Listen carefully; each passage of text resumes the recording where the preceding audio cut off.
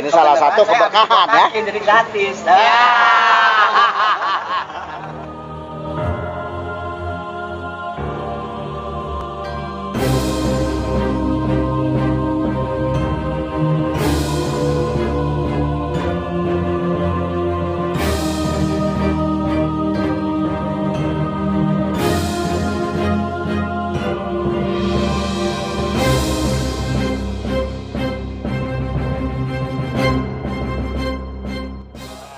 Kalau sekarang itu kan sebenarnya zamannya udah zaman milenial ya. Milenial. Zaman milenial. Jadi apa yang orang lihat dulu, pertama orang lihat itu pasti dari mata dulu nih, Be. Kalau saya bermain dengan logika ya. Pertama orang lihat dari mata, oh ada bakso baru nih misalkan. Ya. Terus oh tempatnya enak. Tertarik datang makan, oh nyobain ternyata enak. Ya itu akhirnya mereka jadi datang lagi.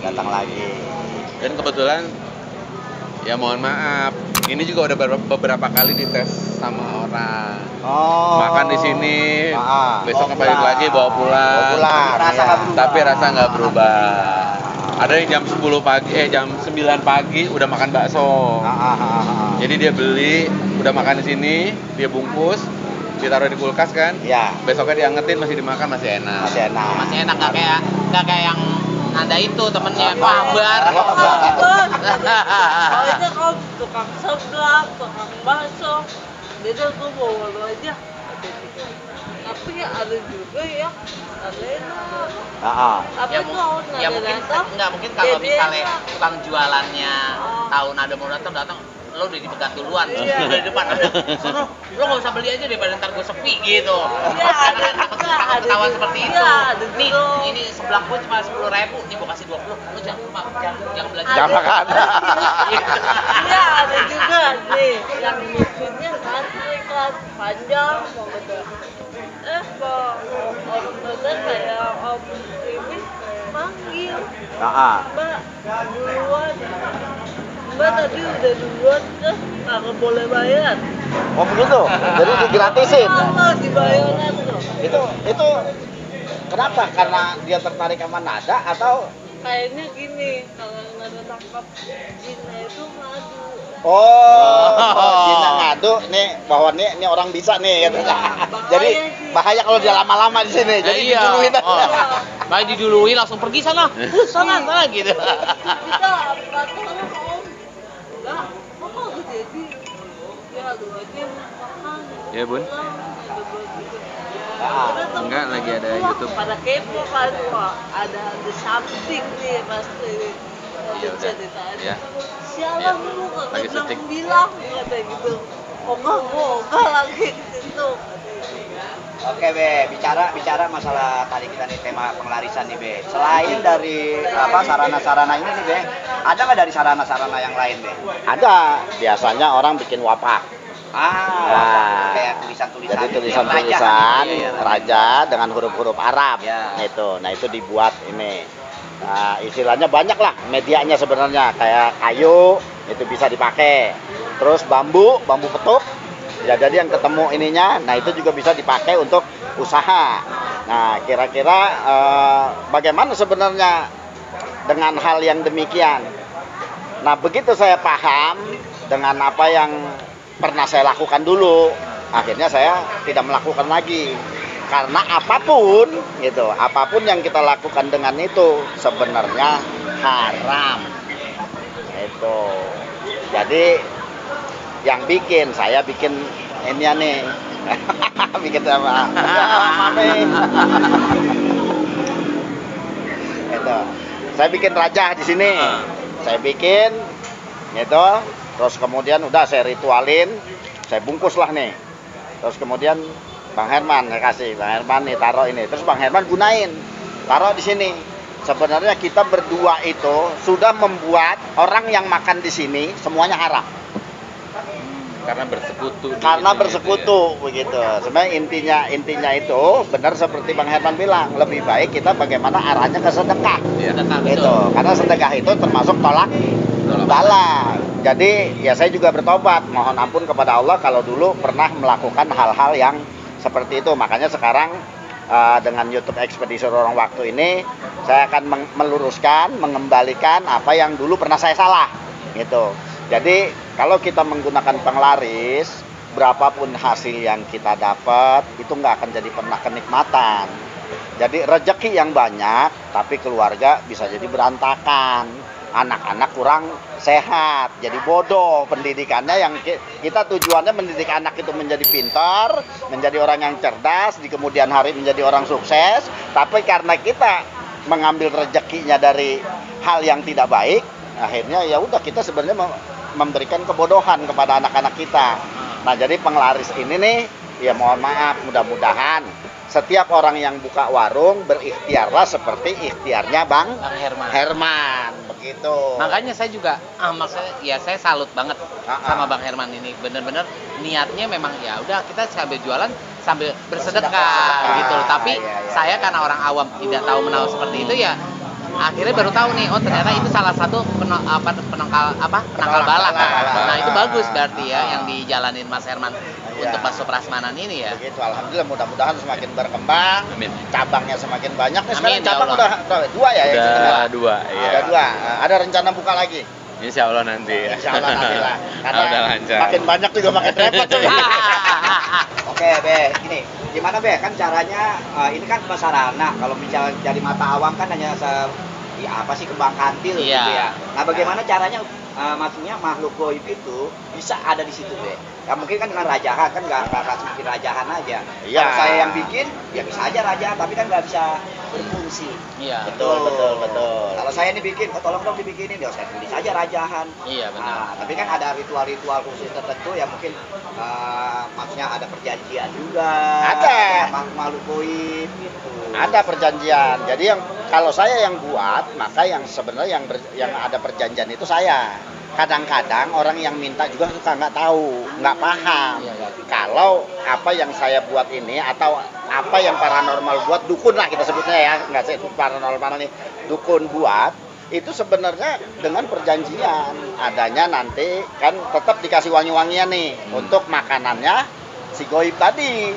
Jadi begitu dia udah istirahat nih, tutup, dia nikmatin aroma daripada misalnya menyan ini atau minyak wangi. Makanya selalu ditaruhnya tuh nanti berdampingan, minyak wangi atau menyan. Nah, ini untuk apa? Untuk makanan dia. Nah, cuma ada masaknya, biasanya begitu. Itu paling bertahan banget sekitar 3 bulan. Jadi nanti kenapa dibikin 3 bulan? Supaya saya dapat duit lagi. Balik lagi. Ada bisnis juga. Ya, bisnis. Jadi nggak ada yang kekal. Dan juga ada yang nggak tahu sih Pak, ada yang berlakunya 40 hari. Iya, macam-macam. Nah itu pintar-pintarnya dukun aja. Iya. Supaya dia dapat duit mulu. Ya itu dia tadi, karena kan itu tergantung profesi harga ya juga ya. tergantung harga. Tergantung syarat.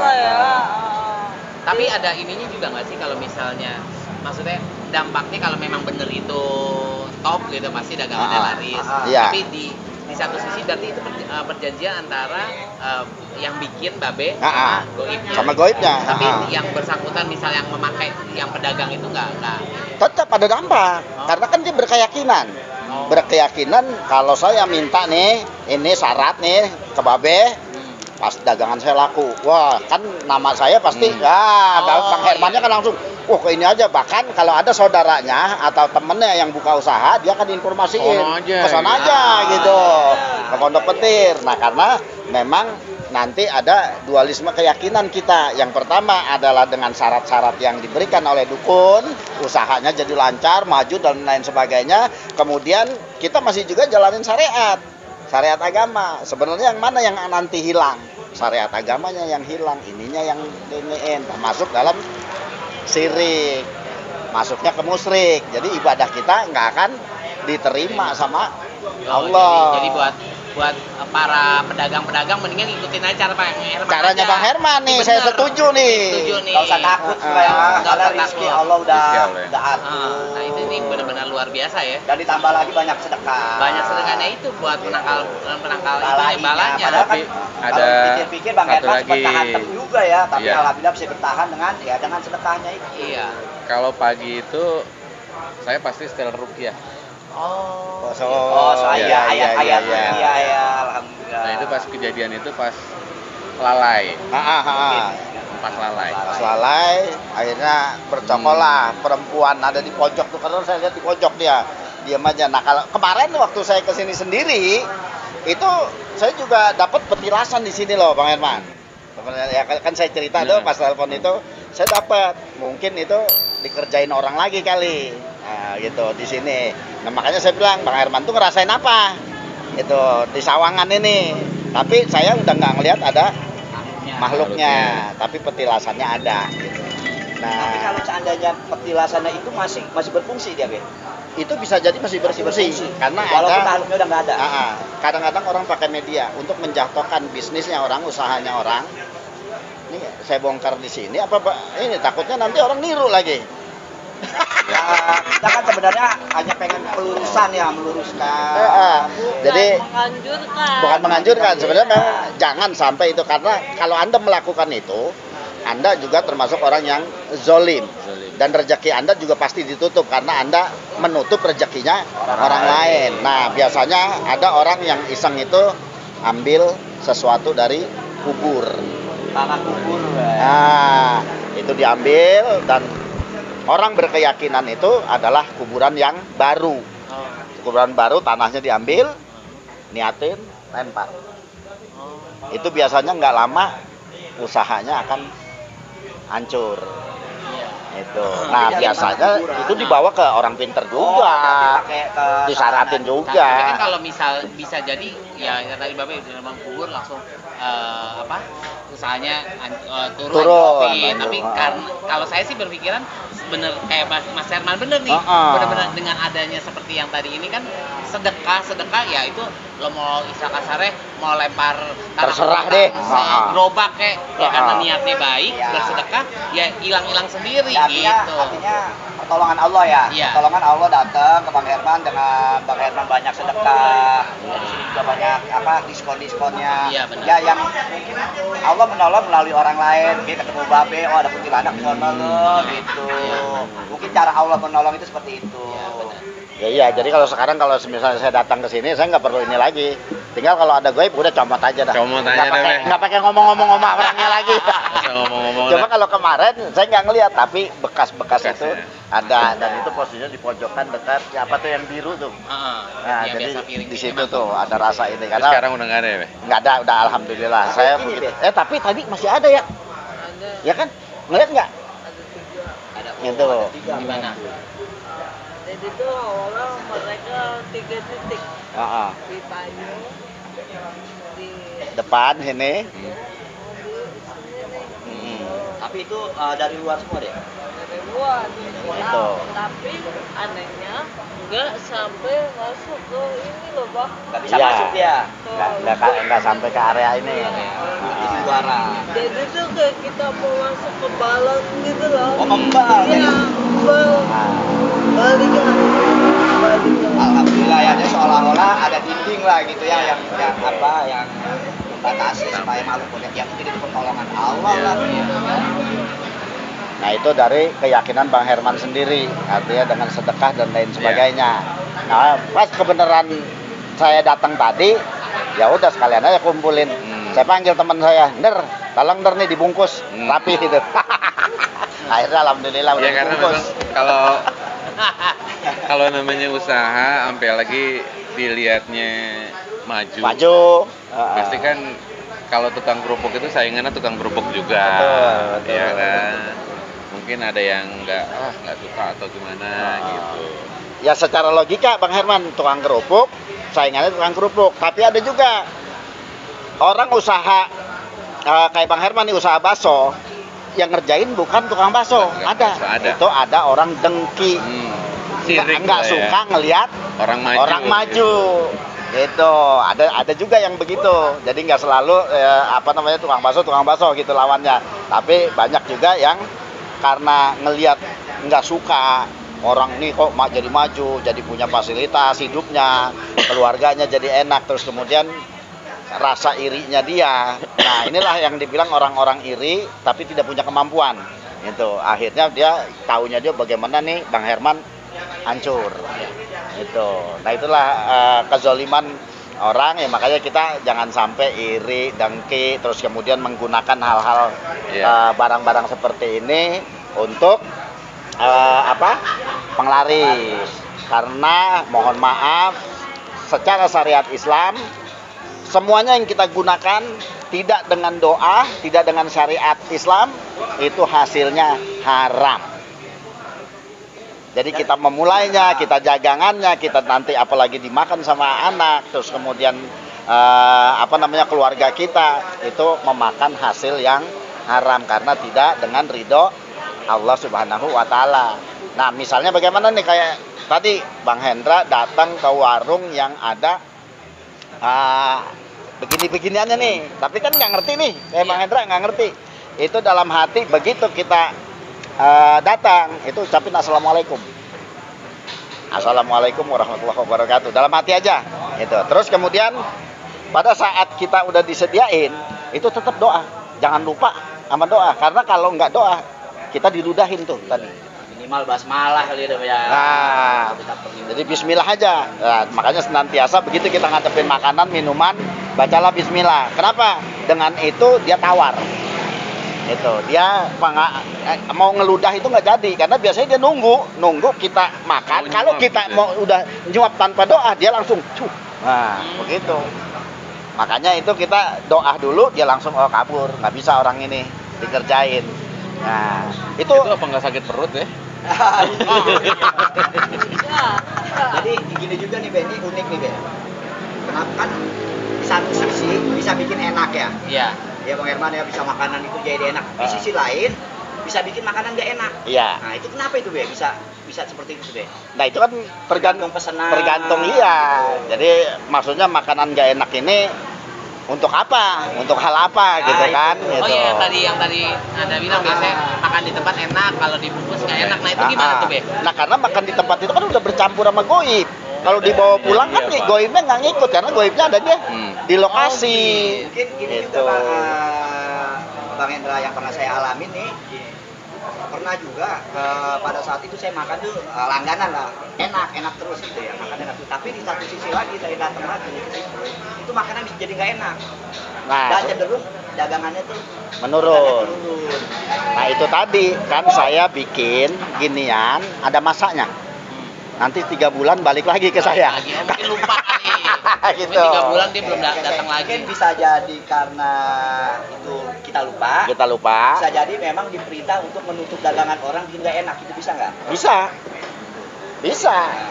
Ginian tuh bisa seperti yang tadi saya bilang tuh. Begitu diaurin, itu ini jadi gelap, nggak kelihatan sama orang. Itu salah satunya. Terus kemudian ada goib yang disuruh, itu kalau yang disuruh untuk jahilin biasanya lebih paket mahal tuh, lebih mahal daripada penglaris. Karena apa? Karena untuk menjatuhkan orang. Jadi Bang Hendra datang ke bakso prasmanan yang biasanya rasanya enak, tahu-tahu kok bakso prasmanan rasanya nggak enak. Gitu ya. Nah itu karena ada goib yang membuat rasa itu menjadi nggak enak. Akhirnya udahlah nggak kesini lah, rasanya berubah, nggak enak, nggak kayak dulu. Padahal sebenarnya sama aja Bang Herman bikin bumbunya. Itu. Berarti ada faktor X ya. Nah tetap ada faktor X. Dan malam hari ini kita kupas tentang penglaris, karena ini banyak sekali orang-orang yang usaha itu menjalankan bisnisnya dengan hal-hal yang demikian. Sebenarnya jangan takut, lillahi ta'ala aja seperti Bang Herman. Nah, kenapa kita bikin podcast di sini nih? Yeah. Karena memang saya tahu Bang Herman ini yang tidak menggunakan hal-hal demikian. Yeah. Makanya saya izin. Boleh nggak saya begini? Kita bicarain penglaris di bakso prasmanan. Oh, silakan. Ya. Kenapa? Ya karena Bang Herman tanpa ragu. Karena memang tidak melakukan hal yang demikian gitu. Jadi orang yang pakai pasti takut. Jangan. Ya iya dong. Gue kirim makanannya aja.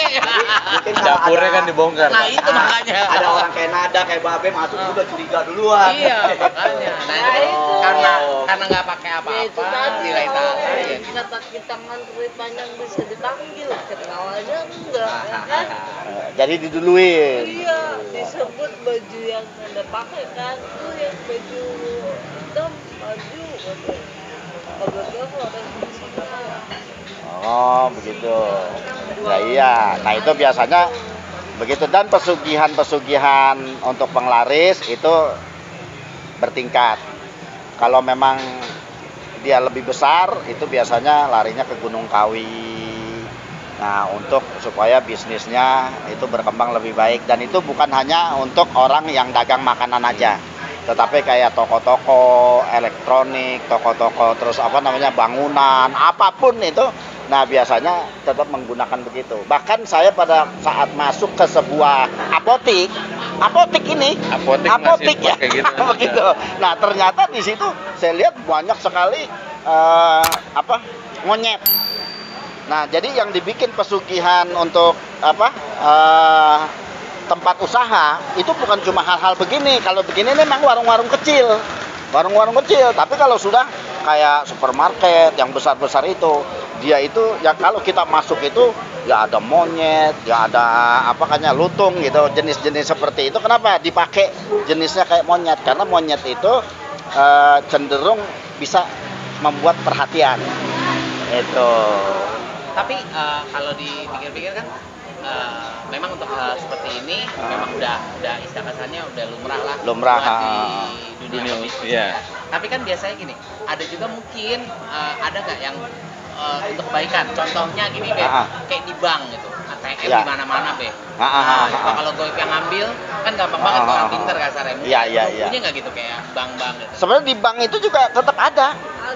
Ada ya? Gitu. Jadi kayak ATM itu tetap ada gitu. Nah, karena bisnis apapun kita seringkali dikaitkan dengan bagaimana keamanan itu menggunakan goib begitu. Supaya apa ya? Supaya uang di dalam itu tuh nggak gampang hilang. Tapi itu juga disyaratin. Nah, sebenarnya mesin ATM saya nggak tahu ya, itu kedap udara apa enggak gitu. Sebenarnya sesuatu yang kedap udara, goib nggak bisa masuk sebenarnya. Itu. Jadi penangkalnya di luar ada goibnya. Terus kemudian di dalam kalau dia kedap udara itu nggak akan kemasukan goib. Jadi mungkin kotaknya ini brankas ininya dibuat istilahnya tuyul kedap udara. Nggak bisa. Tuyul, babi ngepet, nggak bisa Ngapain ngepet-ngepet di rumah ya? ATM aja. Iya, makanya. Iya. Ya kan? Sulit banget ya, padahal uangnya banyak bener Iya, luangnya udah jelas tuh duit. Lo nggak usah muter-muter nyari-nyari lagi, ya kan? Orang Nah, kecil. iya. Tapi rata-rata kalau di bank ini nih Pak, kalau yang nggak ada tahu kan ini suka ke bank ini. Rata-rata kan data kayak bentuknya itu kayak genderuwo. Ya kan semakin ini tadi berkelas. Semakin kelas maka akan ngambil goib yang semakin besar. berkelas lagi. Karena duitnya juga gede. Iya, makanya yang jaganya harus gede. Untung aja sender nggak jaga di bank. Ya, kayak dong. Oke, Be, sedikit aja nih, Be. Perbedaannya, Be, antara penglaris dan pesugihan, Be. Kalau perbedaannya jelas. Kalau pesugihan satu, ada pesugihan yang kita harus menumbalkan hewan-hewan aja. Ada pesugihan yang menumbalkan nyawa. Nah, yang paling berat ini adalah pesugihan yang menumbalkan nyawa. Jadi kalau cuma sekedar potong ayam, darahnya nanti di ini. Nah, itu ya kekayaannya juga berbeda, hasilnya juga berbeda. Tapi kalau yang sudah, maaf, saya pesugihan nih. Terus kemudian saya dalam malam Jumat ini butuh tumbal. Nah, bagaimana caranya supaya saya dapat? Bang Hendra nih, saya mau jadiin tumbal. Maaf ya, supaya ada perumpamaan. Oh, saya kasih fasilitas dulu. Supaya nanti dia mau nginep di rumah saya, ninggalin kamar yang udah saya sediain, kamarnya leks lah. Dibuat supaya dia nyaman. Oh, begitu masuk aja enak. Padahal ntar malam lu diambil. Itu yang hebat. Ada yang dikasih nih. Ada duit, Pak Hendra, ini ada pakaian, ini udah pakai. Gitu. Tandanya sebenarnya apa yang dipakai. Apa yang dipakai nih saya kasih kan, misalnya nih maaf nih batu cincin, Pak Hendra nih pakai. Pak Hendra batu cincinnya dipakai. Nah, goib ini bukan adanya di kamar, tapi di mana aja dia. Ya, jadi nggak harus di kamar, tapi bisa di mana aja. Begitu Bang Hendra pakai, itu tanda bahwa orang yang pakai benda yang saya kasih itu dia akan diambil hari itu. Canggih ya, Pak. Pakai sensor. Nyala-nyala. gitu. Tapi kalau yang mati karena pesugihan itu takdir Allah bukan? Wallahu alam, itu saya belum sampai nguasain ke sana, tapi memang orang yang dijadikan tumbal itu memang ruhnya diambil, diangkat, dan ini sebenarnya bukan cuma ruhnya doang, berikut jasad diambil, cuma digantikan oleh potongan hal yang lain, misalnya kayak potongan kedebong, tapi dalam penglihatan kita itu adalah mayat yang terbujur. Makanya dimandiin ntar udah begitu dimasukin ke liang lahat udah ya barangkali mungkin ada lagi nggak yang mau ditanyain? Iya, itu bukan takdir Allah. Artinya tetap itu semuanya ada dalam suratan dia. Dia termasuk jatuh takdir itu sebagai orang yang ditumbalkan, karena semua hidup ini kan diatur oleh Allah. Artinya Allah sudah menulis sejarah hidup kita di Lauh Mahfuz itu tentang bagaimana nanti kita terjadi, meninggalnya kita karena apa, sebabnya semuanya karena apa, dan lain sebagainya. Itu semuanya sudah dalam catatan. Makanya yang ada kita disuruh bersyukur aja, artinya nikmat hidup di dunia dan saling bersaudara. Itu. Kalau salah satu selain daripada yang tadi Bang Herman kan udah luar biasa ya, penangkalnya itu dari sedekah, kan? Itu bisa menangkal, ya alhamdulillah. Dia selain dari itu bisa nggak gitu? Kayak orang buat pedagang-pedagang. Oh bisa aja, bisa. Supaya nggak diganggu lagi ya. Makanya dalam Islam itu kan ada doa. Begitu keluar rumah, kita disuruh baca doa Bismillahi tawakkaltu ala Allah la haula wala quwata illa billahil aliyil azim. Artinya atas namamu ya Allah aku berserah diri kepadamu karena tiada daya dan upaya kecuali atas pertolongan Allah yang maha agung. Udah doanya itu. Nah, doa itu salah satu yang sering saya pakai kalau ngevlog. Kenapa? Karena doa itu ditakutin sama bangsa jin. Saya juga kalau mau berangkat kemana-mana itu keluar rumah lah pokoknya. Nah, jadi ada ulama yang mensiarkan bahwa doa itu salah satu doa yang ditakutin sama jin. Dan siapa yang selalu mengucapkan itu setiap pagi, insya Allah matinya dalam keadaan yang syahid. Itu insya Allah gitu. Karena biasanya kan orang yang selalu waro yang akan membaca doa ini. Terus bagaimana kira-kira kalau ibadah masih belentang-belentong, ya urusan ibadah belentang-belentong, ntar makin ke depan makin diperbaikin kan gitu. Yang penting ada satu, supaya kita tidak digoda oleh bangsa jin. Ini pesan terakhir ya. Ada pesan terakhir saya, bagaimana caranya kita tidak diganggu bangsa jin. Mau melakukan apapun, yang pertama kita bersyahadat asyhadu alla ilaha illallah wa asyhadu anna muhammadar rasulullah. Kita kemudian berselawat atas nabi, Allahumma sholli ala sayyidina Muhammad wa ala ali sayyidina Muhammad.